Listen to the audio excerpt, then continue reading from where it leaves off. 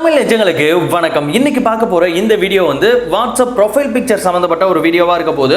என்ன அப்படின்னா, நார்மலா நம்ம வாட்ஸ்அப்க்கு ஒரு டிபி வைக்கிறோம் அப்படின்னா நம்மள வந்து ஒரு போட்டோ எடுத்து அதுல கொஞ்சம் எடிட்டிங்லாம் பண்ணி அதை அப்படியே டிபியா வைப்போம். ஸோ இது வந்து போர் அடிச்சிருக்கும், நிறைய பேருக்கு கண்டிப்பா போர் அடிச்சிருக்கும். ஸோ இந்த வீடியோவில் ஒரு வித்தியாசமான முறையில், அதாவது நீங்க இப்போ ஸ்கிரீன்ல பாக்குறீங்க இல்லையா, அந்த மாதிரி முறையில் உங்களோட ப்ரொஃபைல் பிக்சர் வைக்கிறது எப்படி அப்படின்றத சொல்லி தர போறேன். ஸோ வீடியோ ஸ்கிப் பண்ணாம ஃபுல்லா பாருங்க.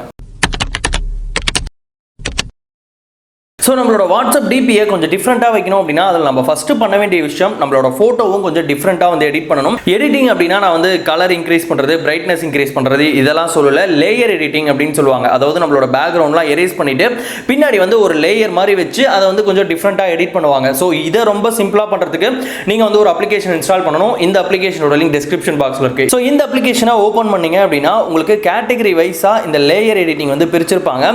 ஒவ்வொரு கேட்டகரியிலையும் நிறைய டெம்ப்ளேட்ஸ் வந்து இருக்கும். ஸோ இதில் உங்களுக்கு எந்த டெம்ப்ளேட் பிடிச்சிருக்கோ அதை வந்து ஜஸ்ட் கிளிக் பண்ணீங்க அப்படின்னா உங்களோட ஃபோட்டோ வந்து செலக்ட் பண்ண சொல்லி கேட்கும்.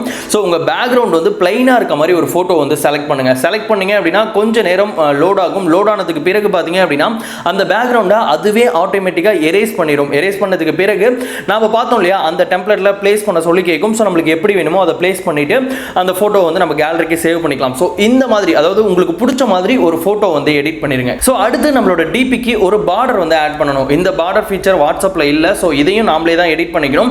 இதுக்கும் வந்து ஒரு அப்ளிகேஷன் இருக்கு. இந்த அப்ளிகேஷனோட லிங்க்கும் டிஸ்கிரிப்ஷன் பாக்ஸ்ல இருக்கு. சோ இதை ஓபன் பண்ணீங்க அப்படின்னா உங்களுக்கு நிறைய கேட்டகரி வைஸா அந்த பார்டர்ஸ் வந்து கொடுத்திருப்பாங்க. இதுல பாத்தீங்கன்னா எக்கச்சக்கமான பார்டர்ஸ் வந்து அவைலபிளா இருக்கு. ஒரு சில பார்டர்ஸ் மட்டும் உங்களுக்கு லாக்ல இருக்கும். சோ அதெல்லாம் நீங்க யூஸ் பண்ணணும் அப்படின்னா அட்வர்டைஸ்மெண்ட் வந்து பார்க்குற மாதிரி இருக்கும். இதுல பாத்தீங்க அப்படின்னா உங்களுக்கு பேசிக், கோல்டு, ஃப்ளோரல், டெக்ஸ்ட் அப்படின்ட்டு நிறைய விதமான அந்த பார்டர்ஸ் வந்து கொடுத்திருக்காங்க. சோ இதுல உங்களுக்கு எந்த பார்டர் பிடிச்சிருக்கோ அதை வந்து ஜஸ்ட் கிளிக் பண்ணுங்க. கிளிக் பண்ணீங்க அப்படின்னா உங்களோட போட்டோ வந்து செலக்ட் பண்ண சொல்லி கேட்கும். நம்ம ஏற்கனவே அந்த லேயர் எடிட்டிங் பண்ணி வச்சிருக்கோம் இல்லையா, சோ அந்த போட்டோ வந்து செலக்ட் பண்ணுங்க. செலக்ட் பண்ணி அந்த போட்டோ இந்த பார்டர்ல எப்படி ஃபிக்ஸ் ஆகணும்னு நினைக்கிறீங்களோ அந்த மாதிரி வந்து ஃபிக்ஸ் பண்ணிட்டு இந்த போட்டோவை உங்க கேலரிக்கு வந்து சேவ் பண்ணிடுங்க. சேவ் பண்ணதுக்கு பிறகு உங்களோட வாட்ஸ்அப் ஓபன் பண்ணி நாம எடிட் பண்ண இந்த போட்டோவை டிபியா வச்சு பாருங்க. நீங்க ஏற்கனவே வச்சிருந்த டிபிக்கும் இந்த டிபிக்கும் ரொம்ப வித்தியாசம் தெரியும். ஒரு மாதிரி டிஃப்ரெண்டா இருக்கும். சோ கண்டிப்பா ரொம்ப டிஃப்ரெண்டா இருக்கும். ட்ரை பண்ணுங்க.